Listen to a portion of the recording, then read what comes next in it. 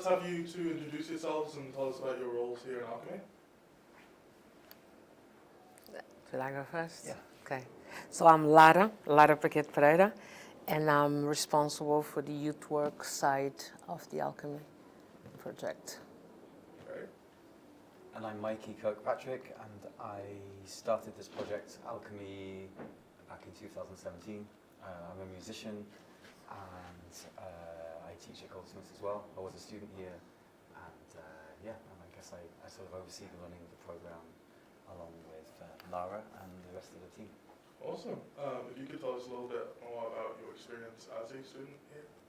Sure. Well, I came to Goldsmiths in 2003, quite a long time ago. I studied music. I did a classical degree. At that time, they were just launching the popular music degree. And so, as my time as a student went on, I started to get more involved in sort of jazz and popular music stuff. I'm a flute player, and I spent my degree sort of developing like extended techniques on the flute. So I was doing jazz and using my voice and quite experimental improv and stuff like that. And best part of that was getting to work with and meet other music students. And at the time I was running a record label called Avocado Music Productions. And so while I was here, I was also working with students to produce albums and EPs and singles and do really crazy things like make scores for the orchestra and run into orchestra rehearsals and ask them to play, and we'd set up some microphones and record them on singer-songwriter kind of EPs and make kind of orchestral arrangements and stuff like that. All right. And that's a little bit about my time at Goldsmiths. All right. Lara, if you could tell us a little bit about your time before you moved to Alchemy. Well, like Mikey, I'm also a student. I'm also homegrown from Goldsmiths. So I've done my undergrad degree here, so on community development and youth work, and that's why I ended up in the Alchemy in 2018 as a year 3 student, doing a youth work placement here at the Alchemy, and then I've stayed for the past 7 years, and then I went on doing a master's, and then I now convene. I'm one of the program conveners for the degree that I've done some years ago. As a student, I was a bit of a troublemaker, but a good troublemaker student in Goldsmiths. So in 2019, I was part of the student-led occupation that took place in Goldsmiths called Goldsmiths Anti-Racist Action. So it was a student-led occupation that lasted for 137 days. We occupied the Defra Town Hall. And out of some of the commitments that the senior management done with us, curriculum review in terms of decolonizing the curriculum, mandatory anti-racism training, bringing security guards and cleaning staff who are majority black in-house, becoming more job security for them. So there's loads of other commitments that we manage, having £20,000 given to Goldsmiths SU, which is part of Goldsmiths GARA funding. So it's a funding that only black students and black community members and black professionals here, lecturers and professional services can use to draft or use towards a project that benefits the black community. So I also had a very good experience in Goldsmiths. There is something about Goldsmiths when it's still an institution, but sometimes I feel that there is space to navigate and change some of the oppressive stuff that takes place in the institution. Currently, I'm also part of the Race Justice Board, which looks into strategically into the racial aspect of how is Goldsmiths dealing with this minoritized community and staff that works here. So that's, on a nutshell, that's how I end up here. It's been a long journey. If you'd like to share some of your recent projects so far and any more upcoming ones that you are potentially thinking about pursuing? In relation to Alchemy? Yes. Okay. And in general. Yeah. If you can. And in general. Okay. Interesting. So, at Alchemy, I guess it's very much a living project. So, in terms of what the next steps are, if you're talking about what kind of projects I'm interested in developing, what I'm interested in doing is is listening as much as possible to the community of people who are involved in this project. And project perhaps isn't even the right word for it. It's something which has become more of a kind of creative space, a community, I guess, and something where when people arrive with a particular idea or vision, or something that or an injustice, something which they are trying to overcome, like, for example, what Lara's done being here at Goldsmiths, sort of really recognising where the oppression is, where the challenges are, and finding a way to be able to turn those upside down, to be able to change the narrative with that. And we're really encouraging young people that we work with and team who come from all kinds of different backgrounds, whether they've been students at the university or they've come in themselves as participants of the program, and have now sort of grown alongside the program, and they've got, I mean, for example, we set up this thing called Alchemy Masters, which is the idea is that some of the guys who've been part of Alchemy have turned 18, they come in, they get paid to be here, and they spend time really reflecting on their practice as artists, and the ways that they can use their lived experience and their creative practice to be able to support and benefit others. And some of that is through doing things like running workshops, creating their own programs, their own youth programs. Kieran Morris, for example, who I think you'll be speaking to, set up his own project called Resonate, which is over at the Albany Theatre at the moment, and which is a whole other kind of youth music program, record label space that supports young people. Essentially, we're creating an alternative space because it doesn't, there are very limited resources available. We're creating an alternative space away from school. Youth centres have been defunded. The government has not given, is not prioritising the needs of young people, and particularly young people who are black from global majorities. There's a lot of young people being really let down. And so Goldsmiths is a space which is a physical building which is literally open on the weekends and not being used much. And so we have the opportunity to be able to open up these spaces for the local community to collaborate and work together in order to do something positive and really change some of these stories, right through from just making friends, having a good time, having a chance to access youth work support, which is fundamental to be able to overcome challenges and work with people who've got a great deal of experience in working kind of within an institutional space, which we all have to navigate. Schools, the whole structures that we face as soon as we enter into the school system. I think it's fair to say that we all believe in alchemy, that there's a way to be able to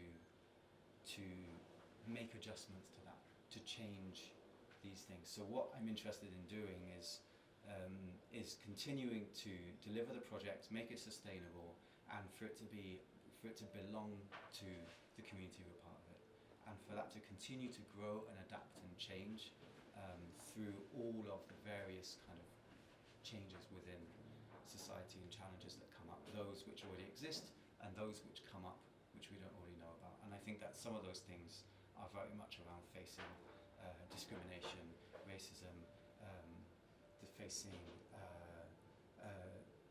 isolation and mental health challenges, loneliness, and there's stuff which comes up through the very many reasons, the very many kind of aspects of society, that have risen through changes in technology, changes in government policy, and all these kinds of things.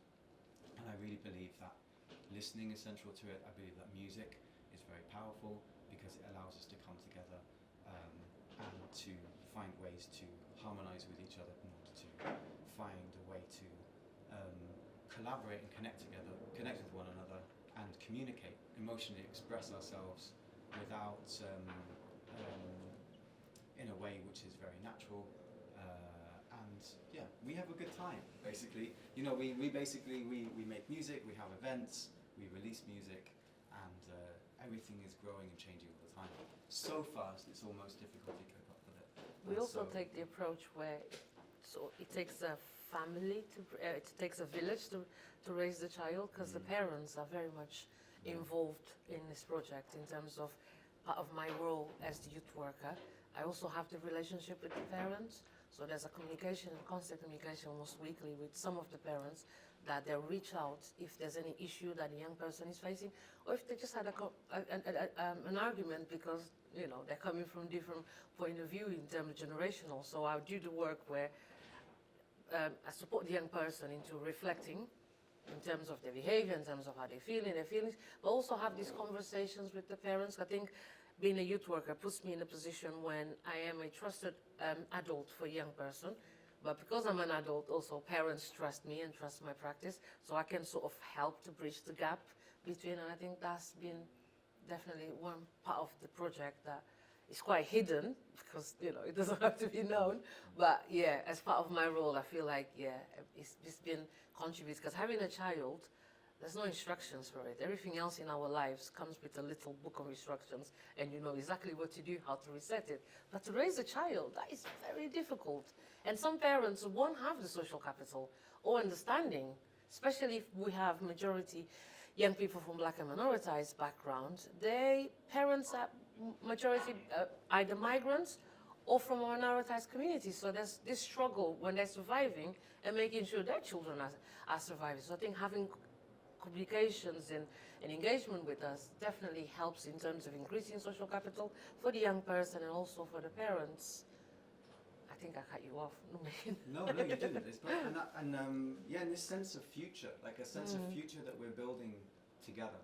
I think this is really important for parents, for school teachers, for young people themselves. And we're all collectively working towards a sense of future. And in order to have a sense of future, you've got to be able to visualize and imagine it. And that's where this space, I think that's what's really exciting about this space, is that's happening. Whether someone is sitting down and writing lyrics for a song, they're imagining a new possibility, they're creating something.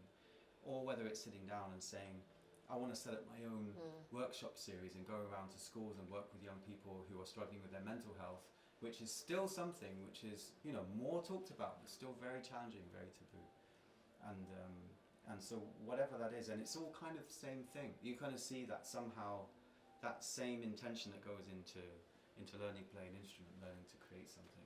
And it's collaborative. Music making is collaborative because you've always got in mind a listener, and you've always got in mind the fact that you can walk around this space. I mean, the actual layout of this space is multiple zones or spaces where different kinds of music and creativity are happening, writing poetry, sitting down and just exploring how we're feeling, putting that into a song, learning to play piano, drums, doing music production and developing those kinds of skills. And suddenly you kind of collide with other people who are also going through similar processes. So there's a real chance to collaborate with one another. And I think it's similar from a youth work perspective as well, in that there's a chance where almost unexpectedly, because someone is over time, we've been here for a long time, we've been here since 2017.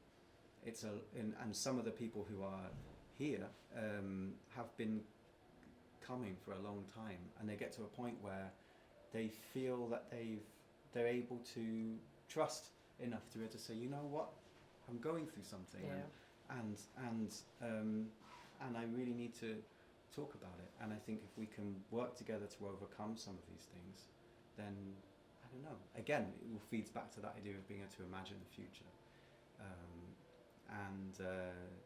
And I guess that process has a really great soundtrack because we've got great music being made in the process. And some years ago, I remember young people from different schools, one particular one said, I'm just here to make music, I'm not here to make friends, especially because such and such, they go to other schools, and then at some point, they end up collaborating together. Yeah. And there's this thing about having different school uniforms, sometimes they don't talk to each other, but when they do come to the alchemy, they're just part of the alchemy, that definitely brings them together, and that just happens naturally. I think we sidetracked the conversation in terms of projects. No, it's really good. It's actually really nice. Well, we're very good at doing that. So what projects am I doing outside the alchemy? Because I'm one of the conveners on the courses in STAC's department, which is Social, Therapeutic and Community Studies, we try, and the youth work side of it, which is community studies, me and two other colleagues, we're trying to create this center for youth co-production. So doing research, but young people informing and young people doing the research side by side with us, the academics, in terms of what to research, what kind of research they want to do. And because currently, as the research is in terms of youth work, is the adult, the practitioner, choosing where they think is the social issue that's impacting the young person. And we thought about doing it bottom up. Young people informs the research, participate in research, being one of the researchers, and also coming up with all these skills that what it is to be to do a research, what is it to be involved with research, and what are the ethical considerations you have to have when you do research. Apart from that, I'm always busy doing everything else, so I don't fully remember. Oh yeah, in September I am going to start a PhD, because my background is activism and is anti-racism work, so yeah. The plan is also in September to start a PhD in particularly those areas in terms of intergenerational learning and black female activism and social justice. So to look into, especially in London, 60s and 70s, what they were doing and what being done now. Is there any learning, and how do we create actually a learning in terms of, if we're talking about social justice and anti-racism work, how do we create a learning? Because the new generation shouldn't be reinventing the wheel. It's already been done by these courageous peoples in the 70s. So how do we learn from that and take it further? So that's the next big project that I'm planning to do. It's kind of interesting that, these kinds of researches and projects that we're doing, they tend to also have their kind of, they overlap. Like they spill over into alchemy, for example. So the idea of research, the conversation of research is quite present in alchemy at the moment. And this is quite new, because the idea is that whatever it is that you're kind of, that thing that you're really passionate about, that drives you, you wake up in the morning and this is the thing that really motivates you. Whether that's motivation because it's something you love, or something that angers you, or something which if it's something that you really believe needs to change.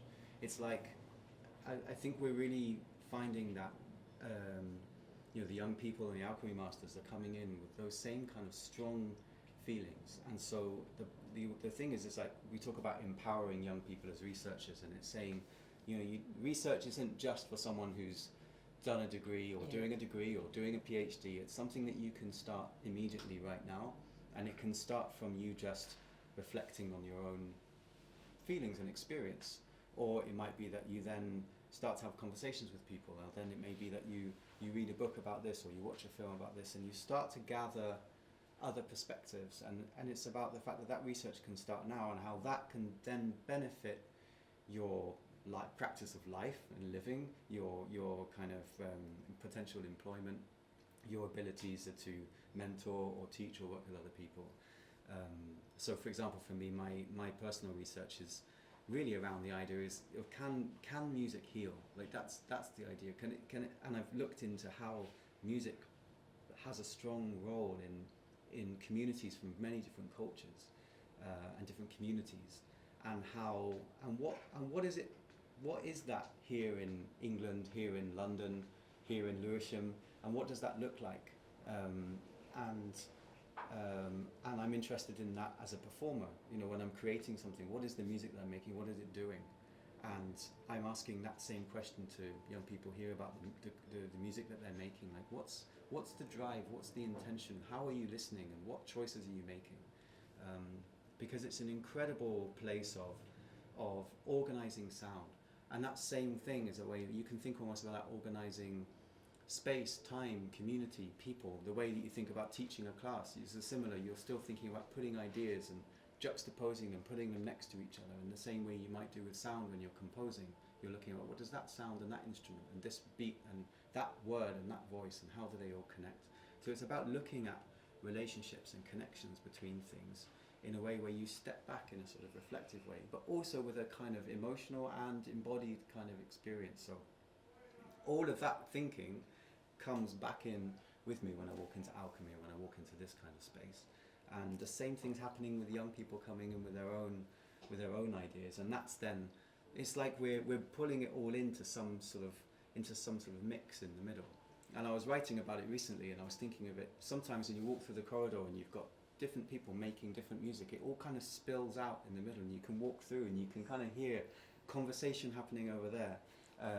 You know, hip hop or Afrobeat coming from that room, some spoken words coming from another room, someone drumming really loudly in another room. You know, and it all kind of feeds together in a sort of The mixed methodology of research and that then comes suddenly together. you've created a new space, a new culture, a new sound, which is also inclusive of individual practice and collective practice. Yet we're all coexisting in the same space, and I just feel like that excites me. There's something about that which means that you don't have to all come and sit together and be like, oh, we're all part of the same thing, and we all think the same thing, we all agree, and etc., because it's actually more interesting if we bring our differences in as well, and we recognize that, and again it comes back to music, that it's tension and release in music. It's the friction and the way that, and the tensions that are created, and then that feeling of resolve,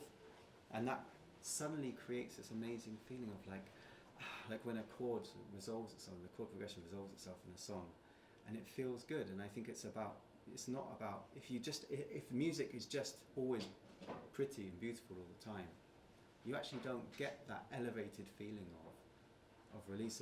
So we really encourage everyone, by which I mean, you know, the team, the young people, to come in with their honesty, with their truths, and continually to keep expressing that, and somehow it creates this new piece of music, which is what alchemy is. And next week it will be a different sound, it will be a different thing, and it's just remaining present with that and listening to it almost like we're the audience, but we're also guiding and steering at the same time. So that's probably about the best I can explain it today. Ask me again next week, it'll be slightly different, but yeah. Alright, awesome. No, that's very nice. Okay.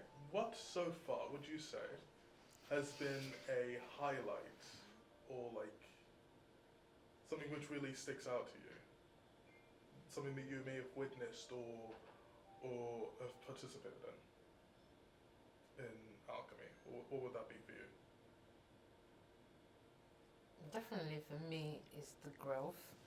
The majority of the young people started on the project when they were 14, and nowadays they're 19, 20. Definitely the growth, the fact that we've been privileged to be in this journey with them when they went from teenagers to young adults, and the level of maturity, they're so mature, some of them, for their age, and the way alchemy is part of their life, and it's almost a given. And again, because it's majority black and minoritized young people, I love this sense of entitlement. Wow. Recently we started doing a highlights kind of, like every 3 months we try and gather the highlights together, so I sort of think about these highlights. And the thing is, there's so many of them, and I don't, it's because the small things are also super important. I think that sometimes the highlights for me, sometimes when I'm just a bit like I described earlier, I walk through the corridor and I kind of see so much activity happening, and I see that everyone here has a sense of ownership.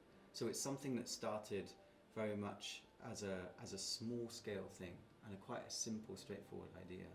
And I think to have had an idea and to see that really living by itself, and I kind of know that I could, at this point, if for whatever reason I disappeared, that something still exists, you know. And I feel like that's amazing, and to see people taking ownership and responsibility for themselves and each other in a really kind of natural way, it's an amazing thing to see. Like that's really, really amazing. So it's these highlights and these little moments. We've had, you know, amazing things happen. We got invited to Norway. We went and spent a week running workshops in Norway, and that was the first time we went abroad.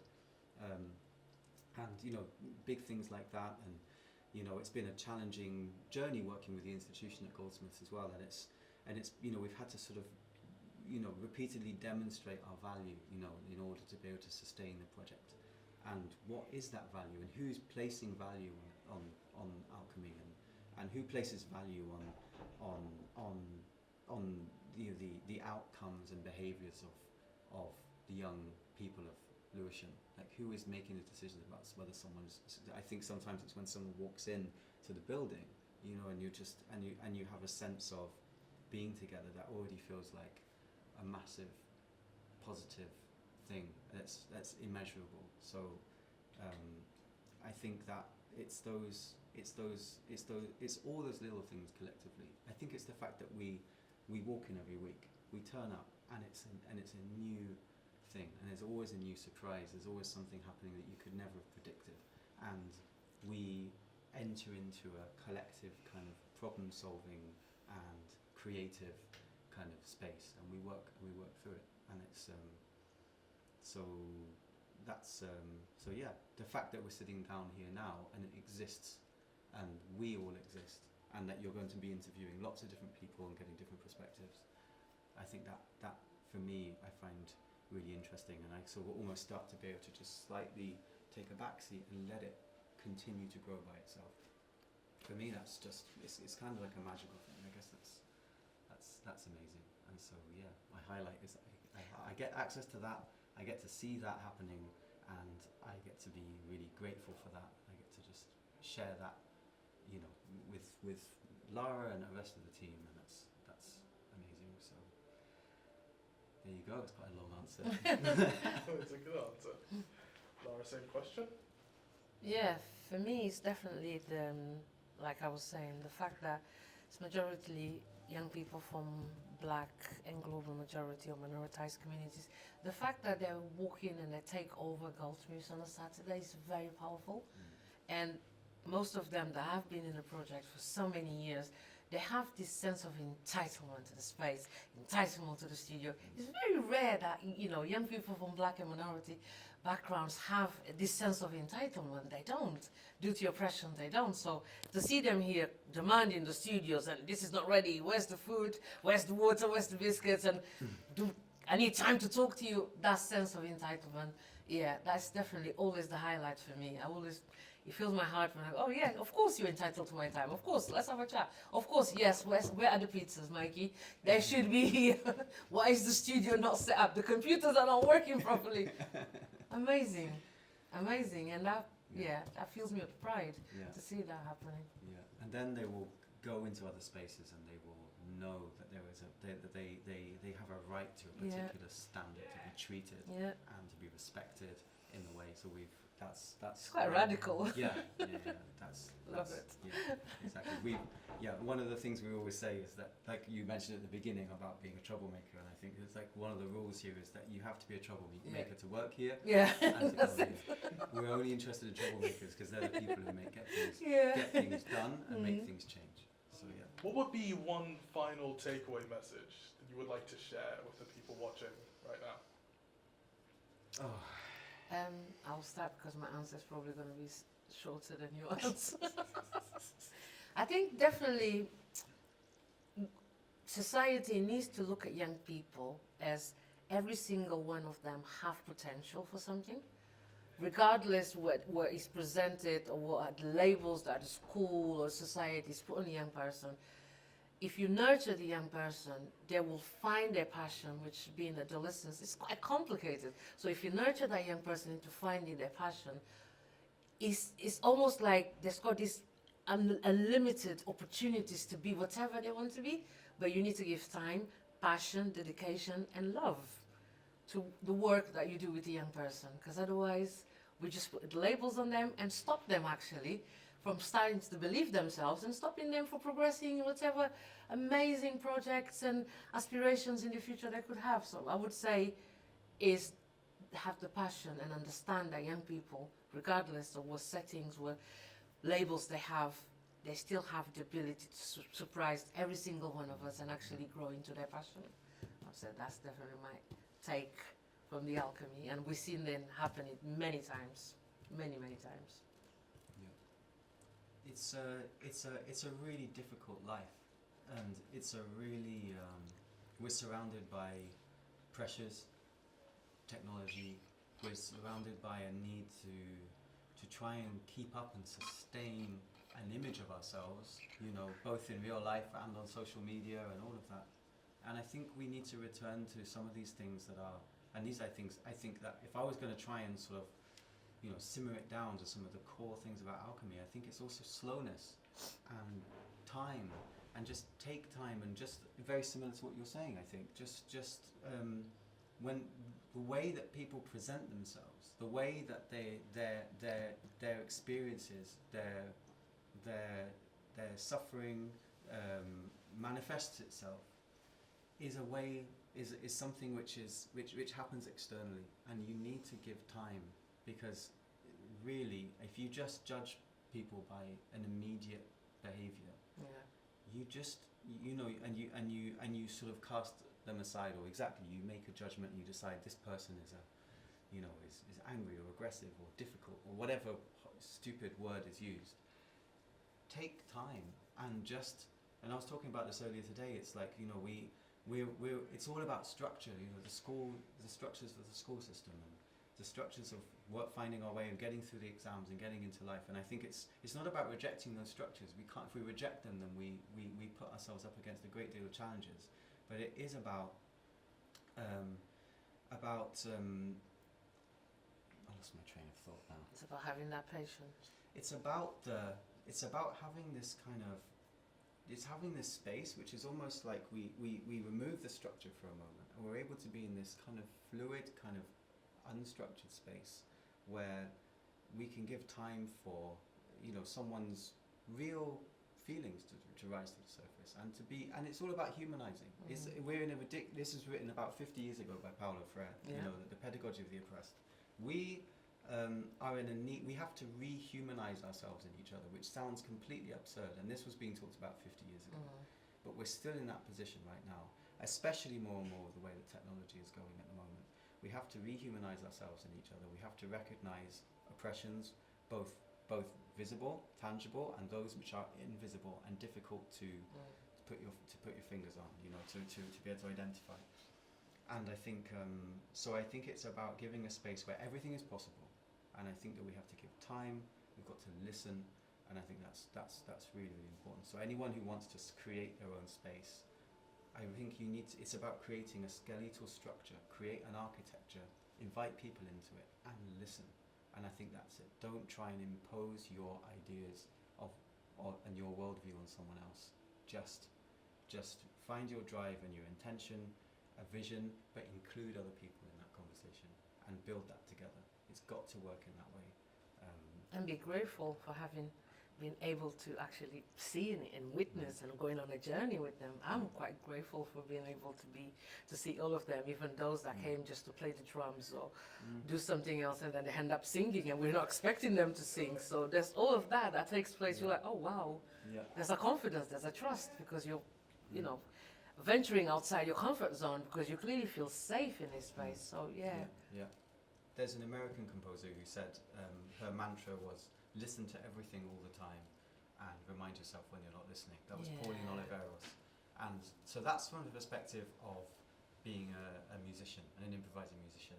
But whenever you're in any situation, and if you bring that to mind, are you listening? Are you listening to everything all the time? And I mean everyone equally, you know, including the ones who are being quiet, not just the ones who are putting themselves forward. And just try and that's a mantra that I carry around, and I feel like that's been extremely useful for me personally and in my professional life in running this project as an artist. And so that's if I'm going to sum it up, listen to everything all the time, remind yourself when you're not listening. Okay. Awesome.